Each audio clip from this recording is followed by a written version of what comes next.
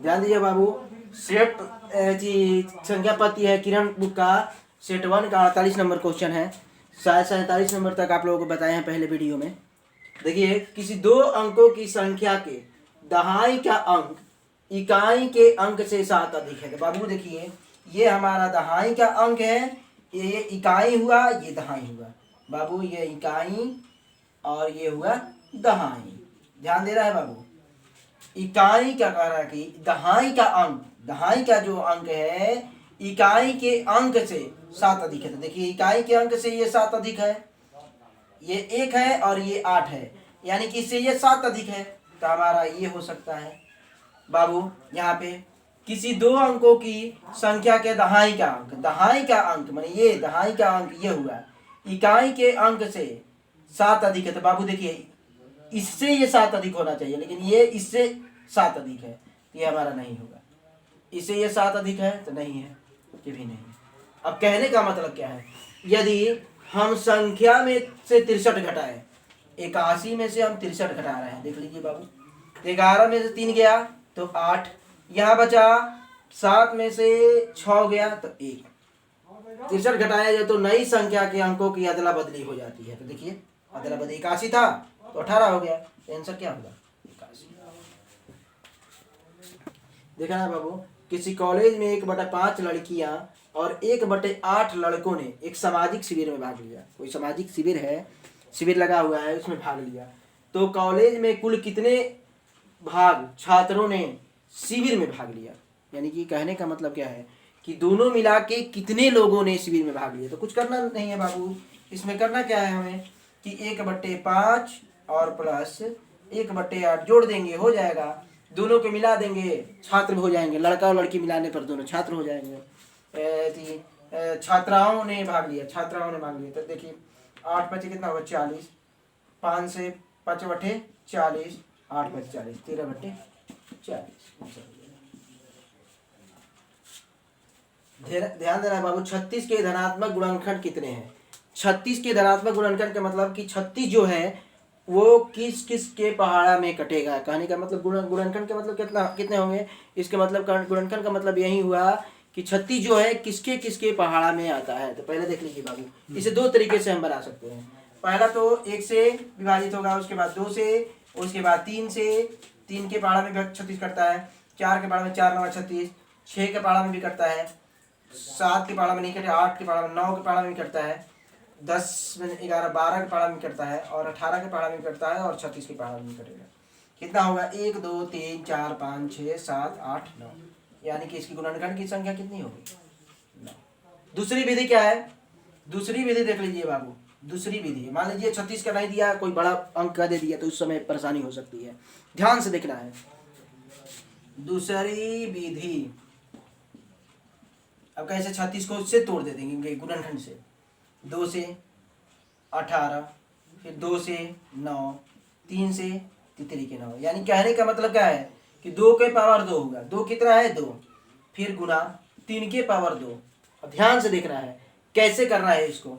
इसका जो पावर होगा उसे हम ले लेते हैं 2, इसमें 1 जोड़ देंगे, फिर इसका भी दूसरे पार्ट का जो पावर है उसको भी ले लेंगे और इसमें 1 जोड़ देंगे। अब इसके बाद इसे मल्टीप्लाई कर देते हैं, 2 1 3, 2 1 3, तितली के 9। ऐसे होता, मान लीजिए अगर 3 के पावर 3 होता तो यहाँ 3 लिख के पावर 3 लेके 1 जोड़ देते हैं। 1 जोड़ने के बाद जो भी क्रिया होता है उसे निकाल देते हैं। बाबू ऐसे गुणनखंड किए हैं हम। 2 के पावर कितना था 2 हुआ, और 3 के पावर 2 हुआ।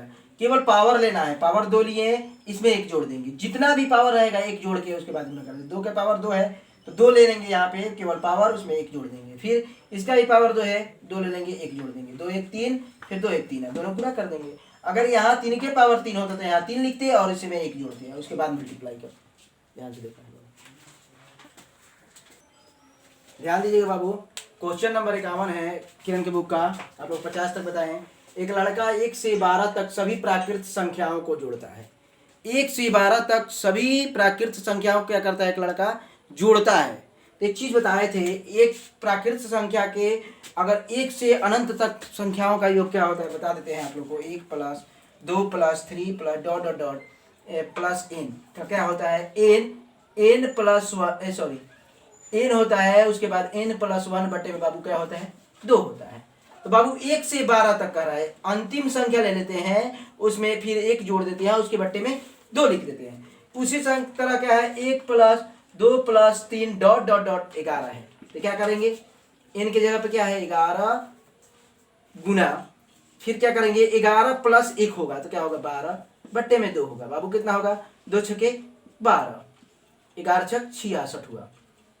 अब ध्यान देना है बाबू, कर कि वह एक संख्या को 2 बार जोड़ता है, क्या करता है 2 बार जोड़ देता है, जिसके कारण योग कितना हो जाता है 80 हो जाता है। तो वह कौन सी संख्या है जिसको उसने 2 बार जोड़ा है।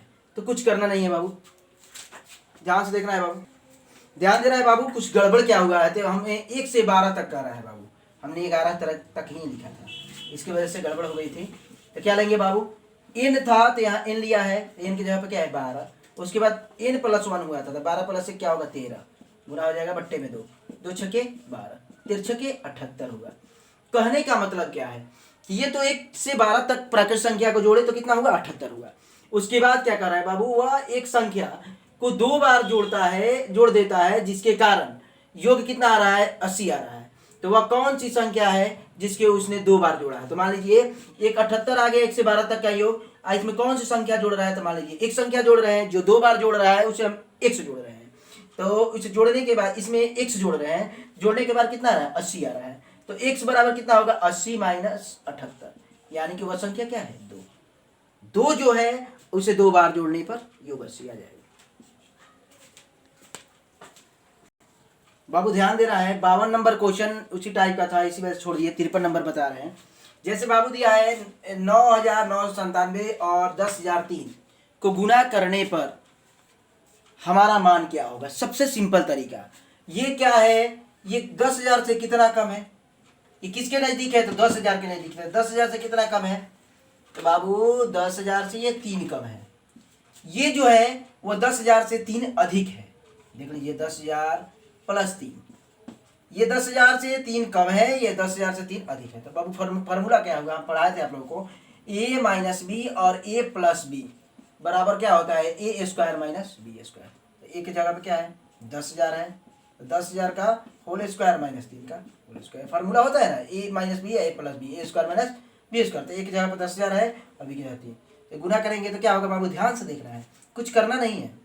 एक लिख दिए, 4 जीरो है तो उसका 8 जीरो हो जाएगा, स्क्वायर करेंगे तो 1 2 3 4 5 6 7 8, ये तरीके क्या होगा 9, इसे घटा देंगे, 10 में से 9 जाएगा तो 1, ये सब होगा 9 9 9 9 9 9, आंसर देखिए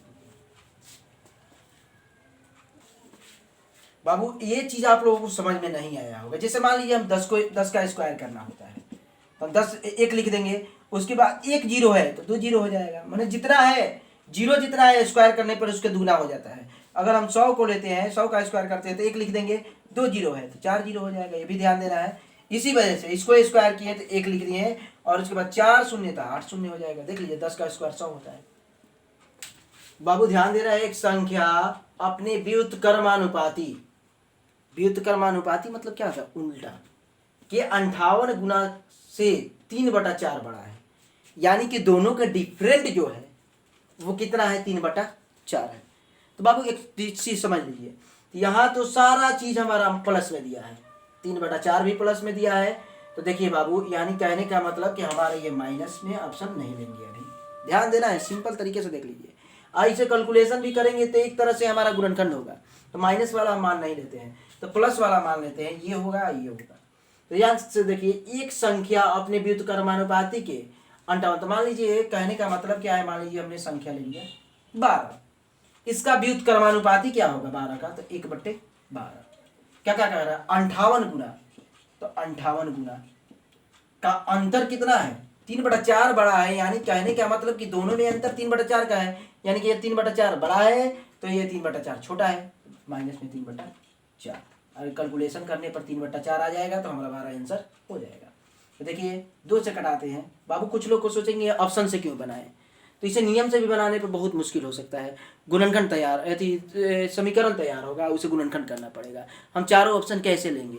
तो 4 ऑप्शन लेने से क्या मतलब हुआ कि यहाँ देखना पड़ेगा कि यहाँ प्लस में सब दिया है तो माइनस वाला होगा नहीं, जैसे 2 देख लेंगे। और नहीं तो इसे बनाएंगे नियम से तो बहुत ज़्यादा लंबा हो सकता है, परेशानी बढ़ सकती है। कहिएगा तो कमेंट में बताइएगा आप लोग, तो वो भी कर सकते हैं। थोड़ा ध्यान देना है, वीडियो को लाइक ज़रूर करें और उसे देखें, और कोई भी परेशानी हो तो कमेंट में ज़रूर लिखें ताकि उसे हम सुधार सकें। अब देखिए बाबू, इसे कटाते हैं। क्रिया करने पर 3/4 होना चाहिए। 2 से कटाएंगे 29, 2 छके 12, बट्टे पे के जोड़ बनाएंगे 6 लघुतांश तो 12 छके 72 और माइनस 29। तो बाबू 12 में से 9 जाएगा तो 3 होगा, और ये होगा कितना, 6 में से 2 जाएगा 4, कटेगा है ये नहीं कटेगा, 3/4 नहीं आएगा। तो दूसरा ऑप्शन लेते हैं। अब ऑप्शन में क्या है हमारा, ऑप्शन में 8 है। 8 ले लिए, इसका व्युत्क्रम तो 1/8 का कितना गुना, 58 गुना का अंतर कितना होना चाहिए बाबू, अंतर है हमारा 3/4, यानी दोनों का डिफरेंट जो होना चाहिए 3/4 का होना चाहिए। देखिए 29 दूनी 58 और 2 चौके 8, 4 लघुत्तम ले लेंगे, 8 चौके 32 माइनस 4 से 4 खत्म 29 बराबर 3/4। 32 में से 29 जाएगा कितना हो जाएगा, 3 होगा, 3/4 बराबर 3/4, दोनों तरफ बराबर आ गया। किस ऑप्शन से बराबर आया, ऑप्शन 4।